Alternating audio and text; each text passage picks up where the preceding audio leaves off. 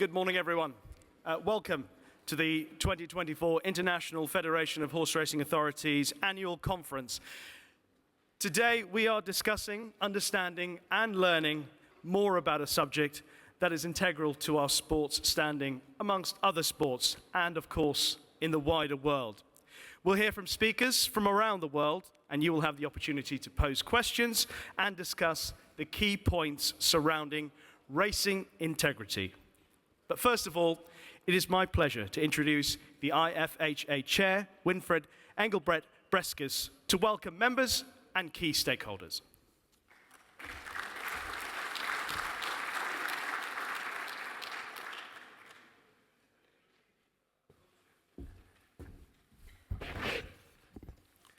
Good morning and welcome to the 58th International Conference of Horse Racing Authorities.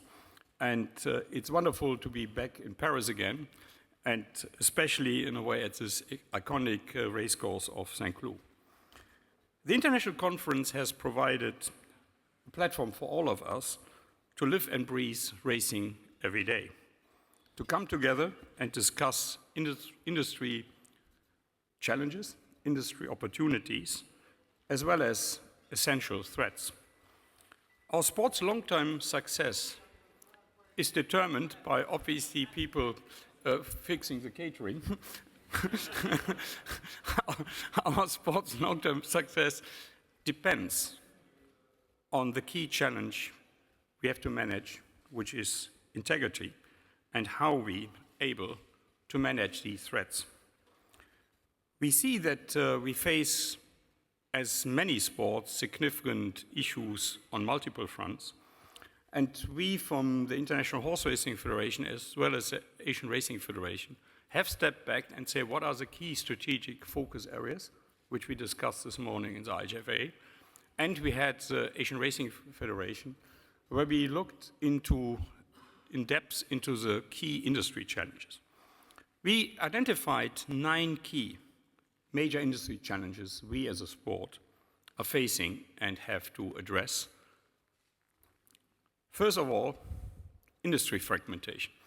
I don't want to go into this topic too much, but we covered this widely. And it is, if you have structural issues, extremely challenging to solve these structural issues if you completely fragment it. The number 2, integrity. We will cover today much more in depth. And related to this is the threat from illegal and offshore betting operators. The social acceptability of the sport, especially when it comes to animal welfare, we captured widely in multiple sessions, and it was a focus area of the conference last time. We face significant competition if you look at the global wagering markets especially. You see that other forms of wagering have a significant increase, while racing has to fight for its market share. We facing an aging customer base, but I think Richie will able to manage now any disturbance of addressing this issue, and especially our relevance for the generation Y and Z. While in the generation Y we are pretty established, but the generation Z is a generation we all struggle. One of the key aspects we see is how to brand racing as a global sport. And events like we saw yesterday are the perfect platform to demonstrate a global interest into the sport. And it's very interesting when you look at customer research. People don't want to be perceived as gamblers. They want to be associated with the sport. And this is for us definitely a key challenge. The aspect of sustainability is a major issue which will have massive implication for how we run our operation and businesses. So this is what we see as one of the challenges. And last but not least, human resources. We see more and more challenges to attract the right people into our stables, to attract the right people into our operations, and especially a Gen Z who helps us to understand from a customer centricity our future customers better. We focused last year specifically on horse welfare, and we have made, and the challenges, and we have made great progress. We will have to make much more progress going forward, but we found this focus of the Federation in relation to this topic and the consequent actions we took extremely useful. We have decided in the Executive Committee that today's focus is about integrity. And integrity as a sport, as well as integrity threats, which come undoubtedly from illegal gambling and unregulated offshore gambling. So with this focus, we would like to go later in depth to discuss this, but let me, in a way, mention only what we think from an outline want to focus on. And what we have done. Firstly, you have all on your table the inaugural Racing Integrity Handbook. I would humbly submit there are not many organizations, sports organizations in the world who have such a comprehensive document and shows the focus of us as an organization on integrity. Secondly, we will take, as a federation, a key role to leading efforts in the aspect of illegal betting issues.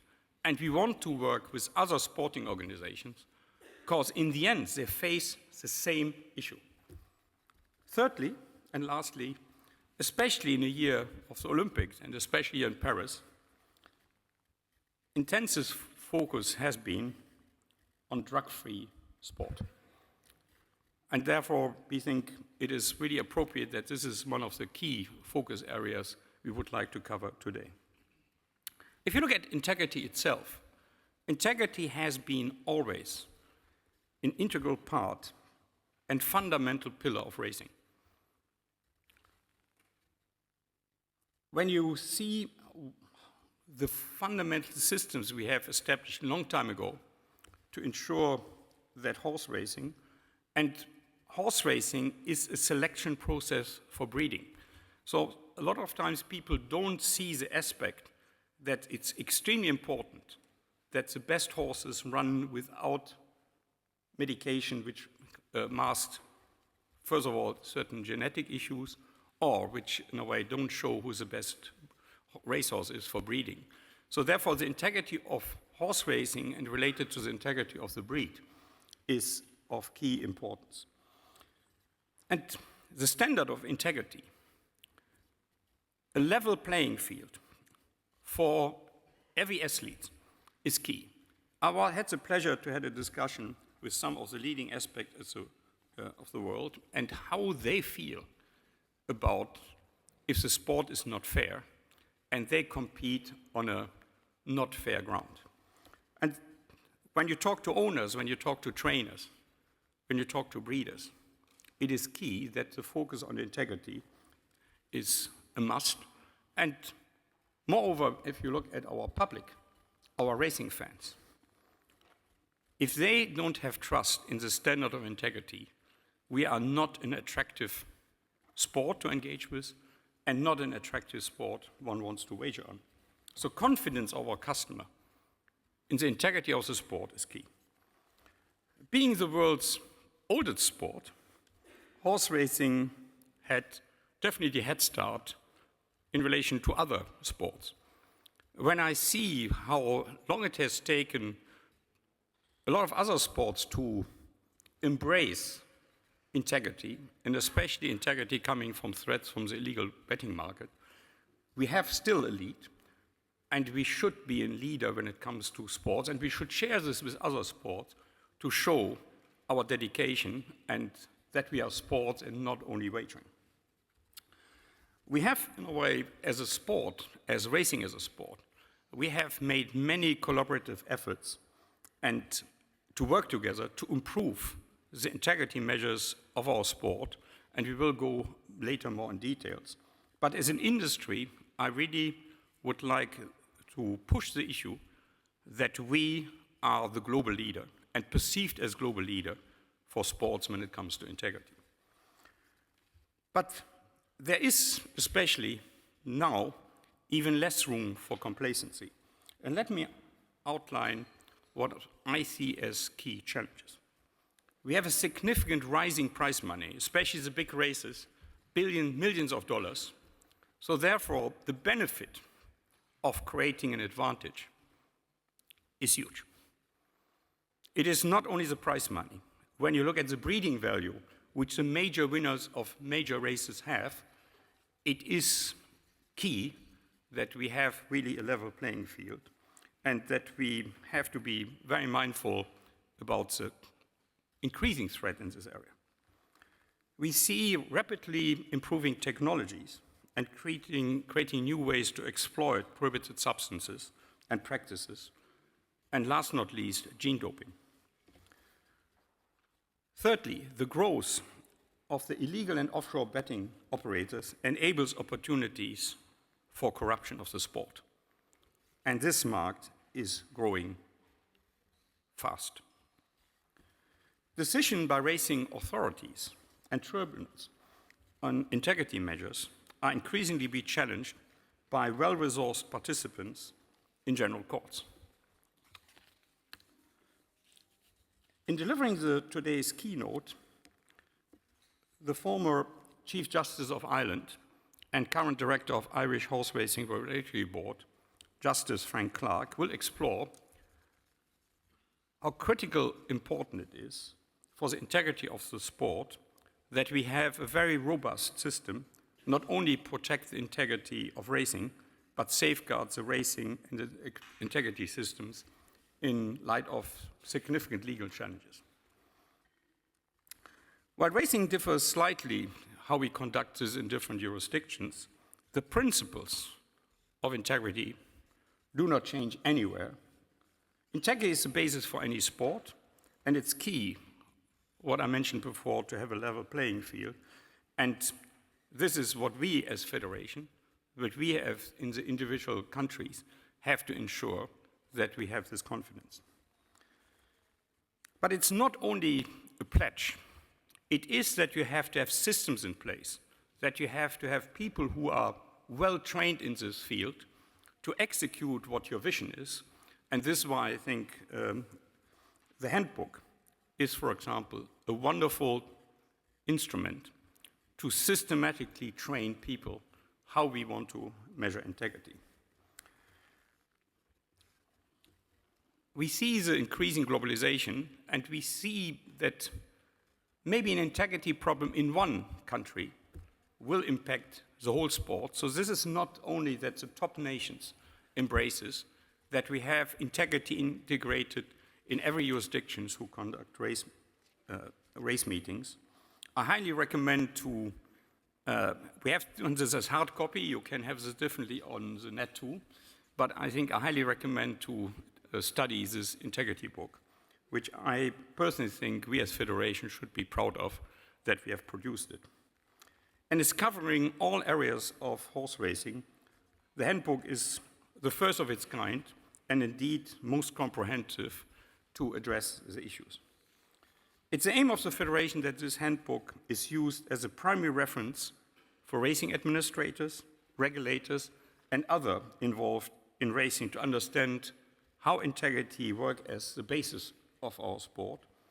And while this handbook is primarily intended for our administrators, it always, and this is why we welcome delegates, representatives from other sports here, that we show what we think is best practices, and that will enable us to do a dialogue with other sporting organizations.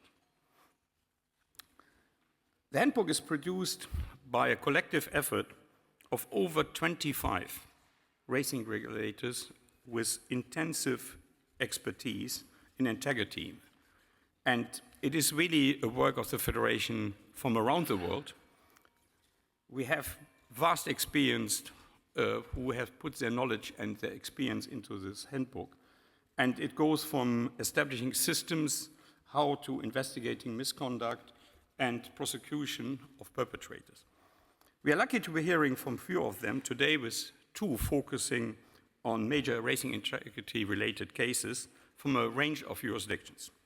Groundbreaking cases such as in Ireland will be covered, and I look forward, especially when it comes to the recent anabolic steroid cases, which will be discussed, so it will be fascinating to hear and share this experience.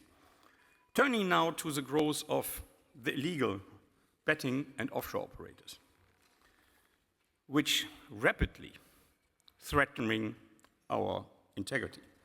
And perhaps many people thought this is only a problem related to Asia, which is wrong. And more people see with globalization of sports betting that this is a significant challenge. And it will come even if you introduce now new forms of sports betting, like in US, you have currently absolutely no integrity system to handle these issues.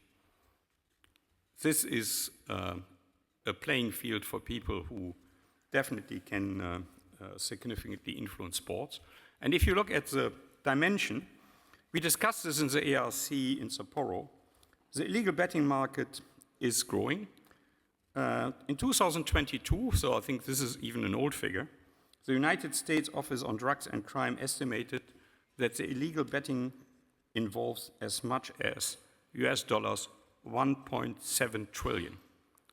1.7 trillion US dollars.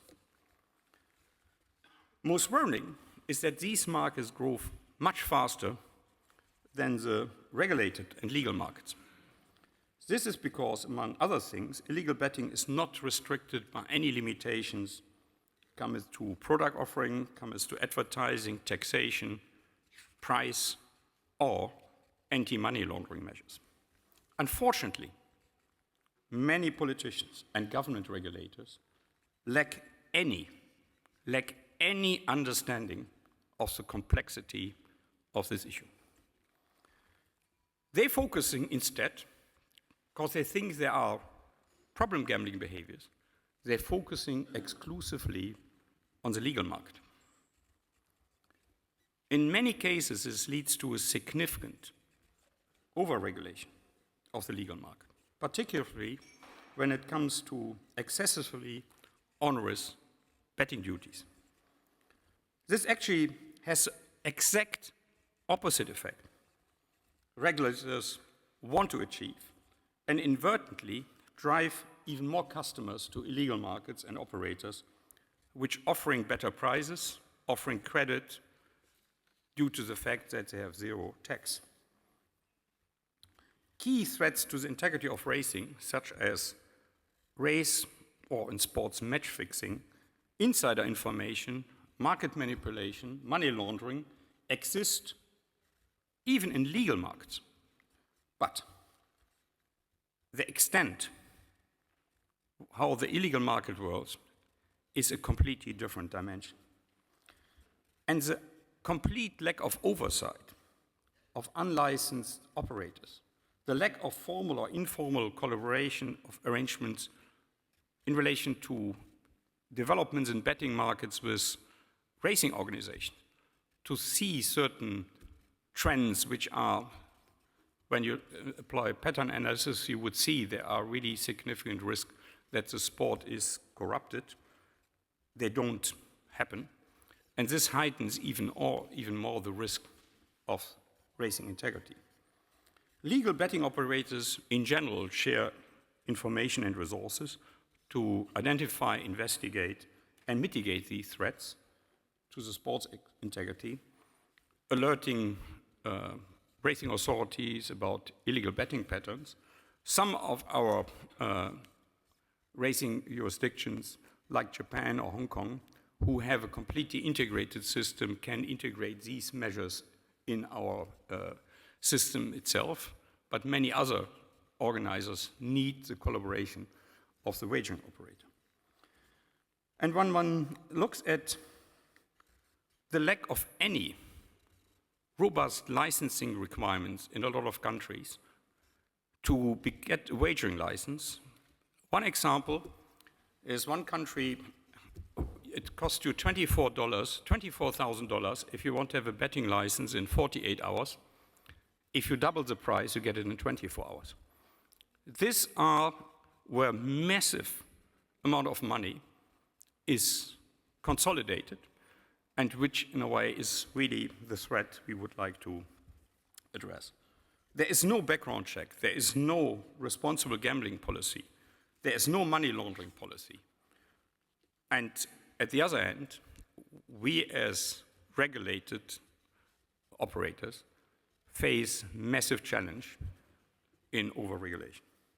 Since its creation in 2017, the AIF Council on Anti-Illegal Betting and Related Financial Crime has played a key role in fostering and enhancing international collaboration among racing operators, regulators, intergovernmental organizations, and others to better combat the threat of illegal betting to the racing industry, as well as the sport in general.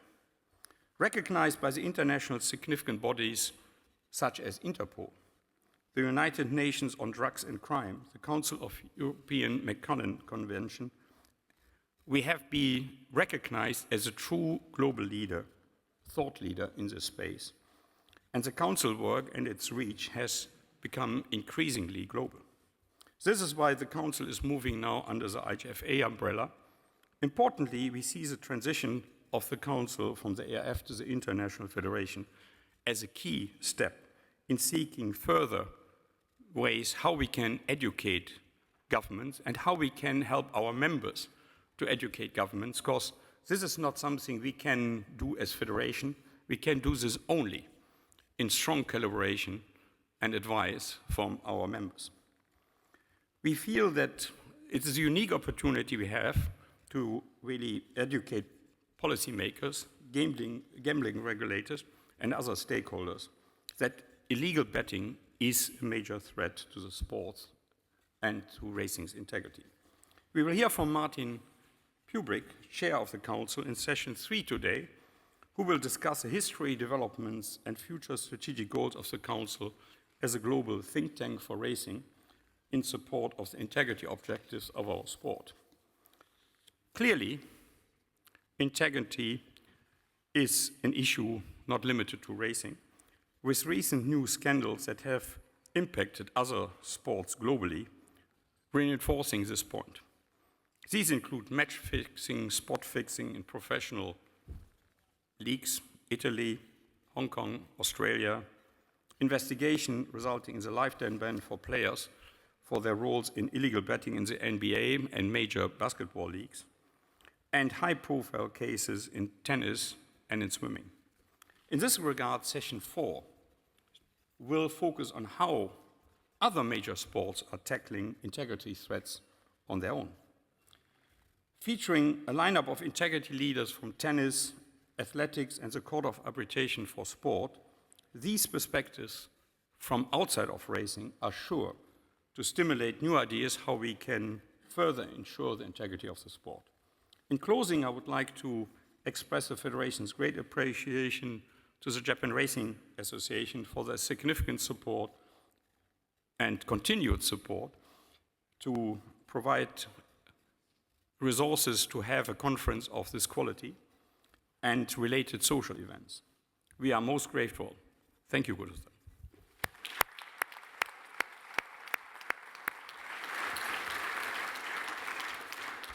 Thank you for your attention, and I look forward to your active participation in today's discussion. I trust the 58th International Conference will be beneficial to you and provide many valuable insights, no matter what role you play in thoroughbred racing. Welcome again, and look forward to the upcoming discussion. Thank you.